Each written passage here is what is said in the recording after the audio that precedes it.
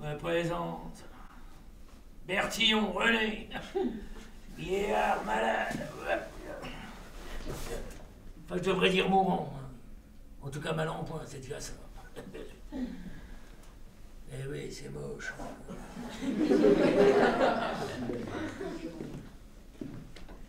Je crois que j'ai le cancer. Ah oui. Autant mourir en sachant pourquoi, hein. C'est le plus courageux. Alors j'ai supplié le docteur Langlois de me dire la vérité sur mon état. Il a ricané. C'est un homme qui ricane. Il a dit que j'étais un vieil emmerdeur. En pleine santé. En pleine santé à mon âge. Vous trouvez ça logique, vous? Mais si ce que je vous dis ne vous intéresse pas, je peux me taire aussi, hein? Bonne idée! Ah, c'est agréable de partager votre chambre, hein? Je vous oblige pas. Mais à quoi ça sert d'avoir un voisin si on peut pas lui parler? J'ai la tête ailleurs. Mais tout le monde a la tête ailleurs dans un hôpital. Si on fait des chambres de lit, c'est pour pouvoir communiquer. Eh ben, essayez de communiquer en silence. Mais je sais pas faire. Eh ben, communiquez pas! Taisez-vous! Ah, vous êtes pénible, hein? Je suis pénible parce que vous êtes bavard. Ah, mais je suis bavard parce que je m'ennuie. Moi aussi, je m'ennuie. Eh bien, tant mieux. Et vous me faites chier, Bertillon. Ah, il voudra faire avec. J'en ai rien à foutre de vos histoires Oui, là. mais on n'a pas le droit d'arrêter et de faire taire un assuré social qui continue à payer ses cotisations. Les vieux comme vous m'emmerdent. Et ils vous le rendent. Espèce de parasite. Petit cancer nominal. Vous êtes attendu comme le Messie. Voici Madame Hallyday dont je vous ai exposé les cruelles perplexités. En effet. Madame! Monsieur Belgence m'a tout expliqué. Croyez que je me félicite de l'heureuse circonstance. Comment l'heureuse circonstance? Parce que pour nous autres commissaires, une cause exceptionnelle est une aubaine, hein? Monsieur Hallyday, une personnalité mondialement connue. Mais non. Non, non, Hallyday, E.T.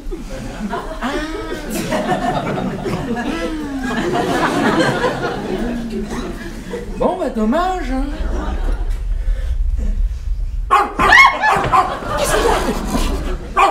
Qu'est-ce qu'il lui prend? Ça passe. C'est curieux, hein? Ah oui, hein, abouiller une bonne fois et qu'on en finisse. Et voilà, ça lui reprend. Les enfants, mon ami, puisque c'était fini. Ça allait si bien. Ah oui, ne vous troublez pas. Hein? Sur le quoi, voyons. Sur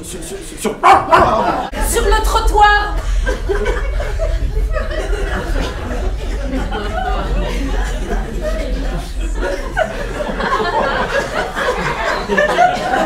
Oui. Ah. Mon ami. Pardonnez-moi, monsieur. Qu'est-ce que vous venez faire? C'est lui, monsieur. C'est mon mari. Oh, je suis heureuse. C'est son mari. Mais ça m'est égal. Vous dites, voilà, monsieur. Mais moi, je vous parle. Et je vous dis que dans tout cela, votre attitude était plus équivoque. Enfin, mon ami. Vous me la pète. Et puis n'oubliez pas que je représente la loi ici, quand même. Enfin, voyons, mon ami. Mon ami, mais il n'y a plus d'amis qui tiennent. Allez vous promener. Il y a désormais un magistrat qui instrumente. Allez, suivez-moi, le maçon, le chien, le toutou. Maître Pouliken, parlez-nous de ce télégramme. Quand Jeanne me l'a montré, elle était si joyeuse que je n'ai pas voulu lui faire de peine, mais moi, je n'y ai pas cru une seule seconde. Et pourquoi? Pierre m'avait demandé de lui envoyer un chèque à la poste restante du boulevard Malesherbes à Paris. Un chèque de 60 000 francs. Il n'est jamais passé le prendre.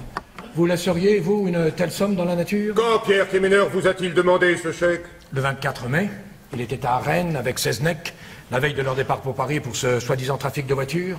Personnellement, je n'y ai pas cru.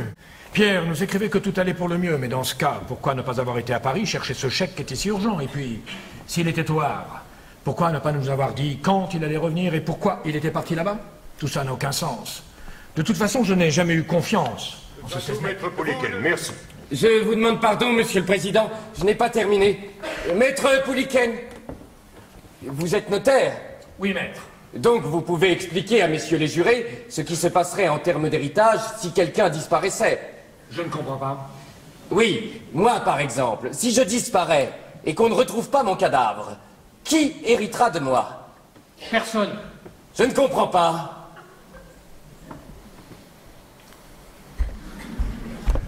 Il vous faudra attendre 30 ans révolus avant que l'un de vos héritiers puisse toucher quoi que ce soit. Sauf s'il est prouvé qu'il s'agit d'un meurtre. Même sans cadavre. Donc, si je vous comprends bien, le fait qu'il soit prouvé que Pierre Quéméneur ait été assassiné vous permet d'hériter sans problème.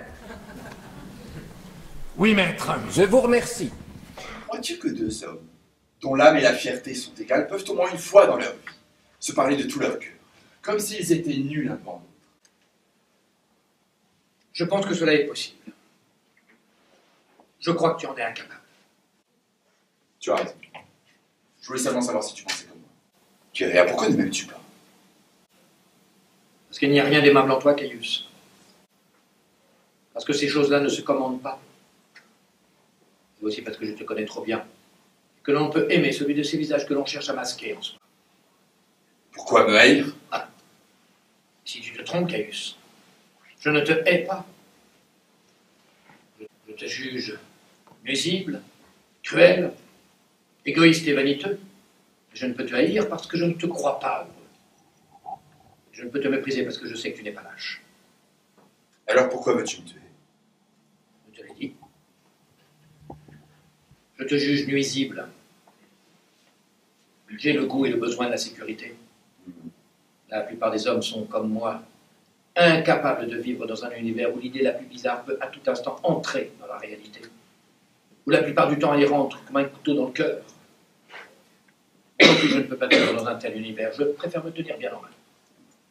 La sécurité et la logique ne vont pas ensemble. Ce n'est pas logique, mais cela est simple. Je suis comme tout le monde. Pour m'en sentir libéré, je souhaite parfois la mort de ceux que j'aime. Je convoite les femmes que les lois de la famille et de l'amitié m'interdisent de convoiter. Pour être logique, il faudrait alors tuer ou posséder. Mais je juge que ces idées vagues sont sans importance. Car si tout le monde se mêlait à les réaliser, nous ne pourrions ni vivre, ni être heureux. Et encore une fois, c'est ce qui m'importe. Le juge chargé de cette affaire. Veuillez lui dire une bonne fois pour toutes pourquoi vous avez enlevé Frédéric Vardin. Sauvé. Vous appelez ça un enlèvement, moi j'appelle ça un sauvetage. Très bien. Alors expliquez-nous.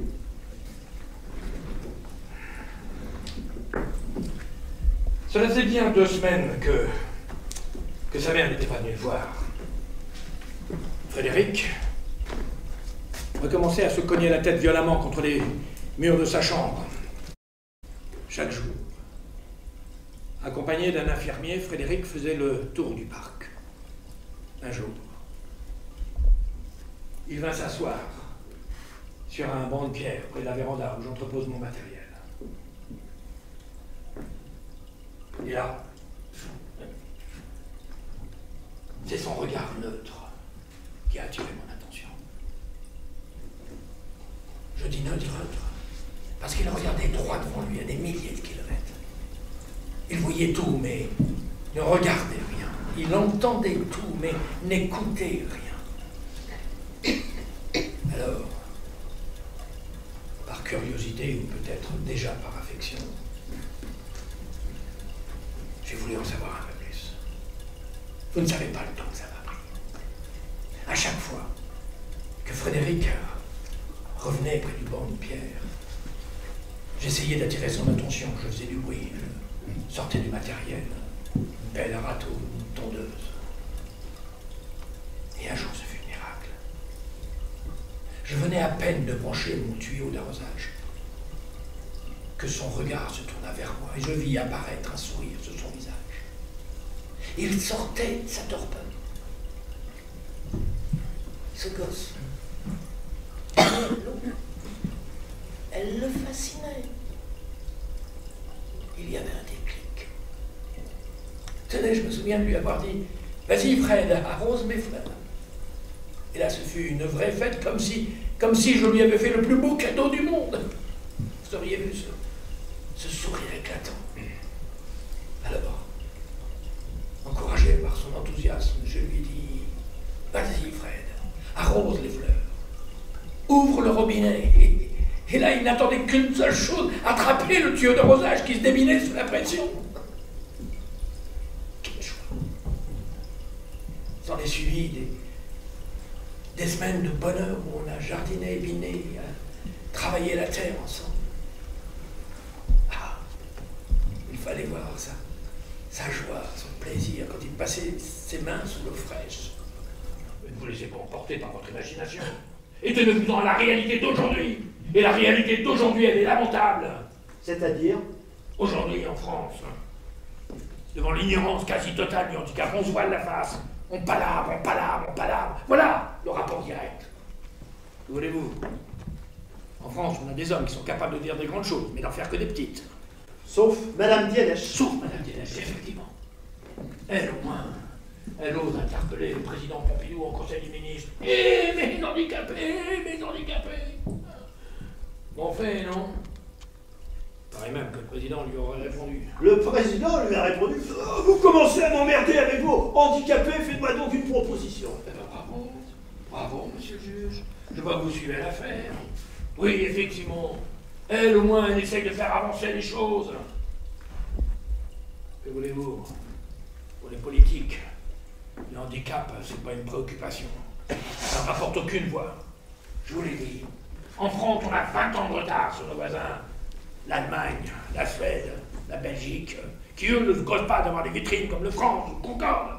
Eux, ils s'occupent de leurs handicapés. Je vous l'ai dit. Les martinières allaient tuer le gosse.